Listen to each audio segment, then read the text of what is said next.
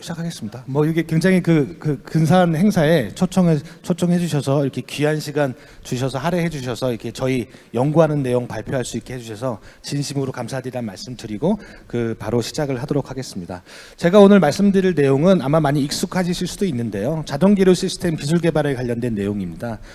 간략하게 해당 내용으로 시작을 할 건데 다음과 같은 순서로 연구 배경 혹은 저희가 기계연구원에서 진행한 연구 내용 관련해서 간략하게 말씀드리도록 하겠습니다. 아직 타이머가 안 켜져 있네요. 이미 잘 아시겠지만 해운 물류 산업은 대승적으로 굉장히 크게 정의를 해보면 다음과 같이 스마트 마린 네트워크, 그리고 스마트 쉽, 그리고 항만, 이렇게 세 가지로 브로드하게 정의할 수 있기는 한데요. 제가 오늘 드리고자 하는 말씀은 네트워크 이쪽 내용보다는 쉽 혹은 포트, 다분히 포트 쪽에 가까운 내용이라고 보시면 됩니다. 그래서 이 내용을 조금 더 스케일을 좀 다운 시켜보면 다음과 같이 얘기를 할 수 있는데요. 스마트 선박과 항만 간의 관계도 여기서 보시면 포트와 포트, 그리고 배와 포트, 그리고 포트 안에서의 내용들이 여러 가지 내용들이 있을 텐데요. 제가 조금 더 오늘 집중하고 싶은 내용은 이쪽 선박과 포트 간에 연계되고 있는 자동 계류 시스템, 현재는 와이어로 계류 사구로 배를 정박하거나 계류를 하고 있는데요.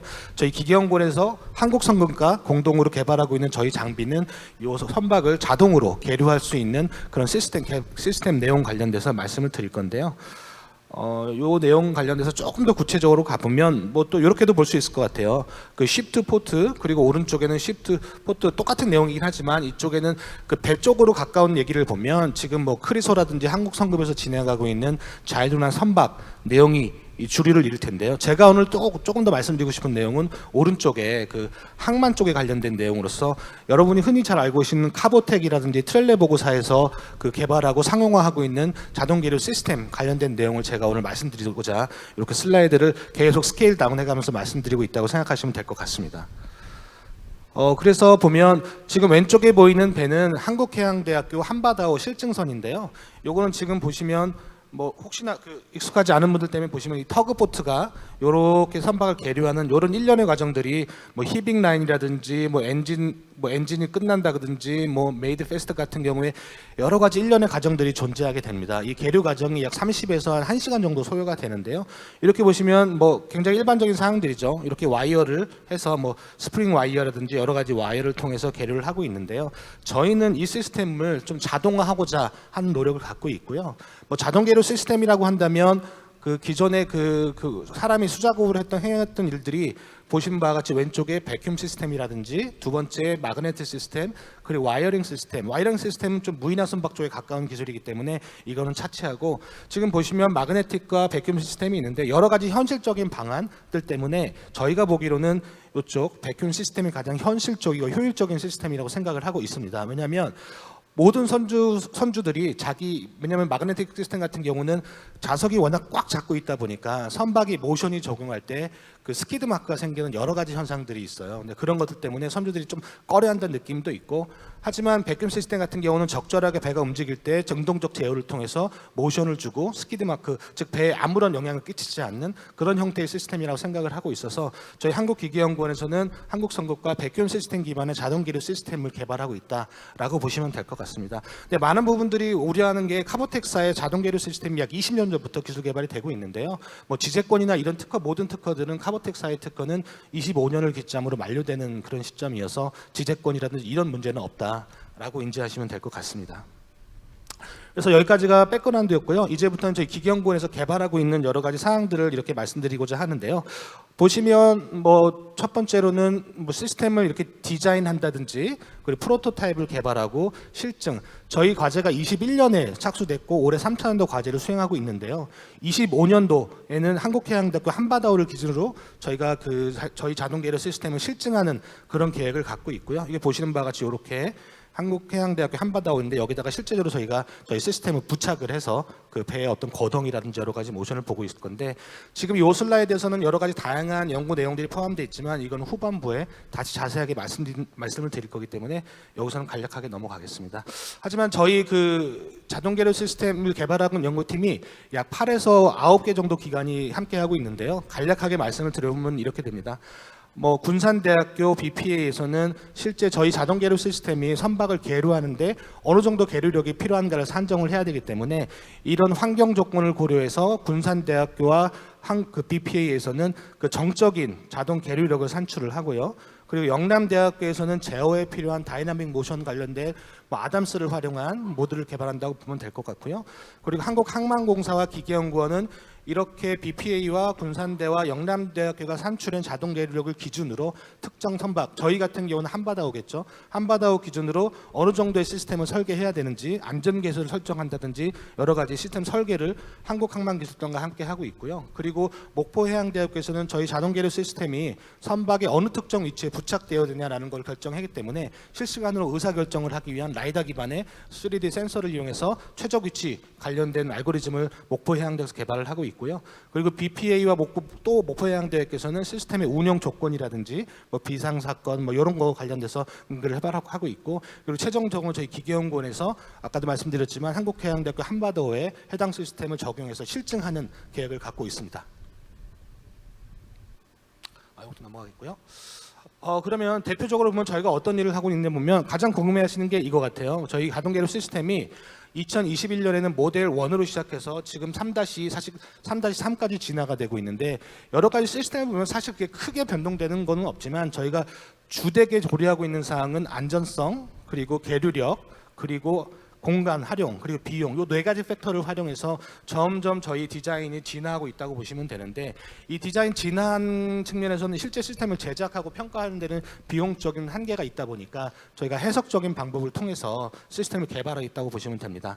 지금 보시면 이렇게 저희는 특정적으로 이렇게 기구부, 유압장치 기반의 기구부와 그리고 진공 기반의 흡착 패드 2가지 기술로 나눠서 구분하고 있는데요. 사실 이 유압장치 부분은 굉장히 기술 진입 장벽이 좀 낮다고 볼 수가 있습니다. 굉장히 특별한 지재권이라든지 기술이 소요되지 않지만 대신 앞부분에 그 고무 패드, 러버 기반의 어떤 진공 패드는 저희가 자부하지만 여러 가지 저희 특허를 포함해 여러 가지 기술들이 포함되어 있어서 저희가 심혈을 기울이고 있는 쪽은 사실 덩치는 작지만 이쪽 앞쪽 부분이라고 생각을 하시면 될 것 같고요. 그래서 이렇게 방금 말씀드린 것처럼 기구부 쪽에서는 그런 기술 개발이 진행되고 있고 진공 패드 같은 경우는 저희가 패드 관련돼서 지재권을 한 8에서 한 10동 정도 가지고 있는데요. 그 주된 대상으로는 이쪽 유니버설 조인트가 아래 위 회전 모션, 좌우로 회전 모션을 진행하고 있는 가운데 이렇게 보시면 스프링이 다음과 같이 2단 구조로 적용되어 있습니다. 2단 구조로 적용되어 있는 것은 1단에서는 대회전 기반의 모션을 주고 안쪽에 좀 강성이 굉장히 강한 스프링을 통해서 모션을 일부 제약하고 있고 복원할 수 있는 어떤 여러 가지 구조적 기능을 제공하고 있기 때문에 이거 관련돼서는 저희가 지재권을 2년 전에 확보해서 저희가 기술 개발을 진행하고 있다고 보시면 될 것 같습니다. 그래서 저희 패드는 좌우 위아래로 약 6 플러스 마이너스 6도 정도 모션을 제한하고 있어서 선박이 일직선으로 굉장히 수평적으로 들어올 수는 없는 노릇이니까 약 6 플러스 마이너스 6도 정도 마진을 두고 저희가 기술 개발을 하고 있다고 보시면 될 것 같습니다. 말씀드렸던 것처럼 아까 그 군산대학교나 BPA에서 어떤 정적인 그 조건이 활용됐을 때 저희가 사업화를 위해서는 해당 시스템에 대한 어떤 그 모델을 여러 가지 개발을 해야 되는데 실제 모델을 제작하고 실증하고 평가하는 데는 굉장히 돈과 시간적 요소 제약사항이 있기 때문에 다음과 같이 저희가 그 해당 과제에 참여하고 있는 한국항만기술단과 여러 가지 어떤 구조 해석 혹은 피로 해석을 통해서 시스템에 대한 어떤 동적 거동을 미리 예측하고 확인해서 시스템을 개발하고 있다고 보시면 될 것 같고요. 다음은 아까도 말씀드렸지만 저희가 좀 굉장히 많이 심혈을 기울이는 것은 이쪽 흡착 패드인데요. 저희가 목표로 하고 있는 것은 흡착 패드 자동 계류 시스템 한 기당 약 20톤 정도의 흡착력을 유지하고 그리고 선박을 계류하고 있는 것을 개발하고 있는데 저희가 이 시스템을 2년 전에 처음 개발하다 보니까 당장 20톤짜리 패드는 개발할 수 없었고요. 보시는 것 같이 2년 전에 약 3톤 정도의 어떤 흡착 패드를 개발해서 랩 스케일 상에서 시스템을 개발을 해보고 지금 보시는 것처럼 정량적으로 스웨이 방향이라든지 서지 방향의 힘을 계측함으로써 여러 가지 스터디를 통해 가지고 저희가 3톤에서 3톤 보시는 바와 같이 3톤 레벨에서 그 랩 스케일 흡착 패드 개발을 했고 3차년도인 올해는 사실 20톤 이 대응이 가능한 흡착 패드 개발해서 이미 저희가 그 성능 검증이 완료된 상태라고 보시면 될 것 같습니다. 그래서 뭐 아까 말씀드렸지만 다양하게 한 8에서 9개 기관이 참여하고 있는데요. 여기 자료에 들어가지 않은 기관들도 많기는 하지만 간략하게 이런 기관들이 저희 그 연구 개발에 어떤 역할을 하고 있는지 제가 간략하게 소개를 드리고 넘어가도록 하겠습니다. 우선 군산대학교 같은 경우에는 여러 가지 연구를 하고 있지만 아까 말씀드렸던 정적 계류력을 측정을 하고 있고요. 올해 저희가 하고 있는 거는 만약에 그 선박이 계류할 당시에 이쪽 격벽이라든지 여러 가지 환경 조건에서 접근 시에 어떤 계류력이 어떤 영향을 미칠까라는 것을 뭐 유동 해석, 유체 해석을 통해서 저희가 예측을 하고 있고요. 그리고 저희가 좀 중점으로 봤던 거는 저희 선박이 실증 선박이 다음과 같이 계류되었을 때 거리가 한 30에서 50m 사이에 다른 선박이 진행될 때 간섭 효과를 유체 해석을 통해서 예측을 한번 해봤는데 저희가 그 희망적으로는 뭐 단적으로 말씀드리면 뭐 격벽 효과라든지 뭐 간섭 효과는 무시할 만하다. 약 한 0.1톤 미만의 어떤 계류력에 영향을 미치기 때문에 저희 시스템에는 전혀 영향을 끼치지 않을 것이다 라는 그 정량적 데이터를 취득을 했고요. 그리고 다음으로는 아까 말씀드렸처럼 저 영남대학교에서 진행하고 있는 연구 내용이긴 한데 저희가 일단 저희 시스템의 선박을 계류할 때 실제 저희 선박이 어떤 뭐 파도라든지 여러 가지 현상에 의해서 저희 시스템에 어떤 영향을 줄지에 대해서는 아무런 자료가 없기 때문에 해석 방법을 통해서 즉 해석 방법이란 아담스 툴이겠죠. 아담스 툴이라든지 매틀랩 등을 통해 가지고 그리고 여러 가지 링크적인 어떤 기구학적 모션을 활용을 해서 결론적으로는 저희가 다음과 같이 저희 기구에 어떤 영향을 미치는지 즉 이런 류를 하고 있는 거는 왜 그 배로 오는 그 반력을 왜 저희가 예측을 하냐면 저희가 기존의 어떤 시스템들을 보면 다분히 그 패시브 제어, 그 수동 제어가 이루어지고 있는데요. 저희 시스템 같은 경우는 실시간 계류력을 측정을 해서 능동 제어를 하기 위해 미리 어느 정도의 어떤 리액션 포스가 들어오는지를 예측을 하고 있다고 보시면 될 것 같고요. 그 능동 제어가 왜 필요하냐면 아까 서두에 말씀드렸지만 패시브 제어를 하게 되면 패드가 선박을 너무 꽉 잡고 있게 되면 고무가 미끌리면서 스키드 막히가 생기고 선박에 데미지를 주는 현상이 있는데요. 이런 능동 제어를 통해서 선박의 어떤 데미지를 최소화하고자 하는 연구를 진행하고 있다고 보시면 되고 이 시스템이라는 이런 기술이 저희 그 시스템에 반영이 된 상황이라고 보시면 될 것 같습니다. 이거 같은 경우는 아까 서두에 잠깐 말씀드렸는데요. 목포해양대학교에서 저 선박의 선종마다 그 흡착 패드를 붙일 수 있는 위치가 한정적이거나 혹은 특정 위치가 존재하기 때문에 그 3D 라이다 센서 기반으로 해서 다음과 같이 선박의 어떤 외측 측면을 예측을 하고 실시간으로 어느 공간에 어느 표면에 저희 흡착 패드를 부착해야 되는지를 판단하기 위해서 3D 라이다 센서를 활용해서 지금 이렇게 랩 스케일 단위로 연구 개발을 하고 있다고 보시면 될 것 같고요. 5차년도 기준으로 실제 이 시스템을 저희 자동 계류 시스템에 탑재해서 어떤 선종이 들어오든 이런 시스템을 통해서 최적의 위치를 발견하고 거기다 저희 시스템을 부착한다라고 보시면 될 것 같습니다.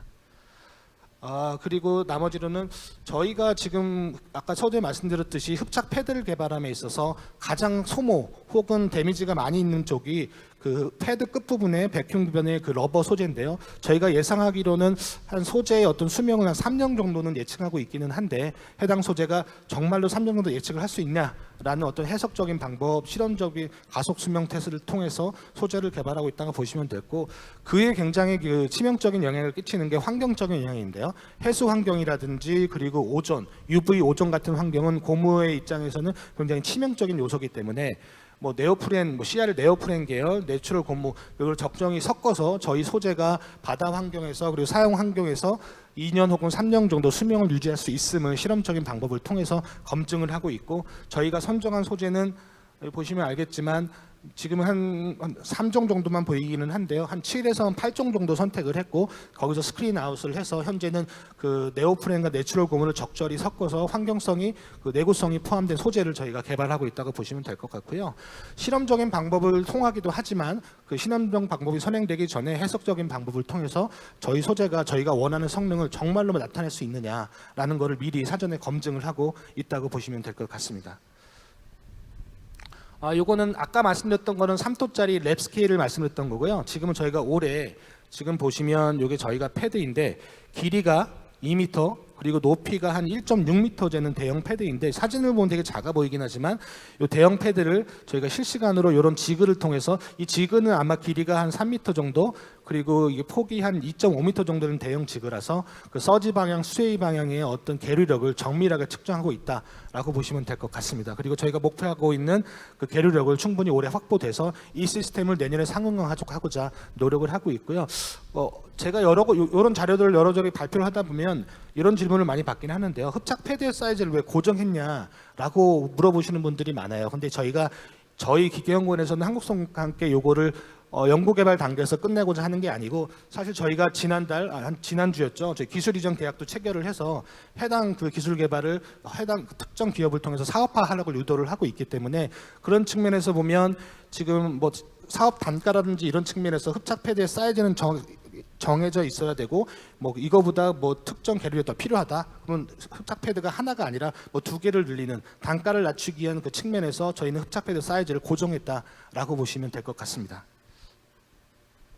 요건 기구부 관련된 잠깐 넘어갔고 어찌됐든 아까 말씀드렸던 것처럼 저희가 기존에는 여러 가지 좀 기술적인 내용들이 있기는 한데요. 저희가 뭐 다른 시스템에서도 카보텍이나 여러 가지 시스템이 존재하긴 하지만 저희가 추구하고 있는 거는 뭐 액티브 제어를 추구하고 있기 때문에 액티브 제어를 위해서는 아까 말씀드렸던 것처럼 실시간으로 선박과 우리 장비 간의 거리를 측정해야 되고 그 계류 XYG 좌표로 실시간으로 계류력을 산출을 해서 다음과 같은 알고리즘을 통해서 그 액티브 제어를 한다고 보시면 될 것 같고요. 뭐 여러 가지 기술적 난제들이 있지만 현재는 저희가 올해 요 그 장비를 알고리즘을 개발해서 내년 상반기 한 4월까지는 이 제어 알고리즘을 통해서 실제 선박의 모션을 적용을 해서 저희 자동 계류 시스템이 효과적으로 운영되고 있음을 실증을 하려고 계획을 하고 있다고 보시면 될 것 같습니다. 보시면 될 것 같고, 이거는 간략한 모션이고요. 그리고 저희가 저희 기계연구원 입장에서는 저희는 엔지니어이기 때문에 장비가 실제 작동되는 환경 관련돼서는 저희가 사실 잘 몰랐던 측면이 있는데요. 해당 사업에 함께 개발하고 있는 한국해양대학교 조익순 교수님 연구팀을 통해서 여러 가지 시나리오, 케이스가 엄청 굉장히 많죠. 한 150에서 한 170까지 케이스가 존재하는데요. 이런 케이스들 분석을 통해서 이 가상 시나리오 관련된 특허도 저희가 확보를 하고 있고요. 이런 그 시나리오를 통해서 저희가 다음과 같이 자동 계류 시스템이 정상 조건이거나 비정상 조건이거나 응급 상황이거나를 판별을 해서 저희 제어 알고리즘에 부여를 함으로써 저희 시스템이 실시간으로 안정적으로 작동할 수 있도록 연구개발 알고리즘을 적용하고 있다고 보시면 될 것 같습니다. 이런 류의 시나리오들은 실제 현장의 니즈를 반영한 것들이어서 저희가 적절하게 알고리즘에 반영을 하고 있다고 보시면 될 것 같고요. 그리고 저희가 아까 계속 말씀드리지만 2000년도에 한국태양대학교 이게 보시는 게 한바다호인데요. 길이가 한 100m 정도 되는 선박입니다. 여기 보시면 저희가 거의 한 달에 한 번씩은 매주 학교로 선박을 실시간으로 해서 저희 시스템이 이런 위치에 부착될 수 있음을 저희가 확인을 해서 정상적으로 연구 개발을 진행하고 있다고 보시면 될 것 같습니다. 여기까지고요. 어찌됐든 저희는 중간에 잠깐 말씀드리긴 했지만 연구개발단에서 끝내라고 연구를 하고 있지는 않습니다. 해당 사업을 통해 가지고 기술 이전이라든지 여러 가지 사업을 통해서 해당 그 정부 출연금을 확보로 한 이 기술 개발들이 사업화를 통해서 국가에 이바지할 수 있도록 열심히 노력하고 있고요. 그 기준을 통해서 여러 가지 기술 개발을 하고 있다고 보면 될 것 같습니다. 저는 여기까지고요. 질문 세션은 지금이 아니고 다음인 거죠? 네, 이상입니다.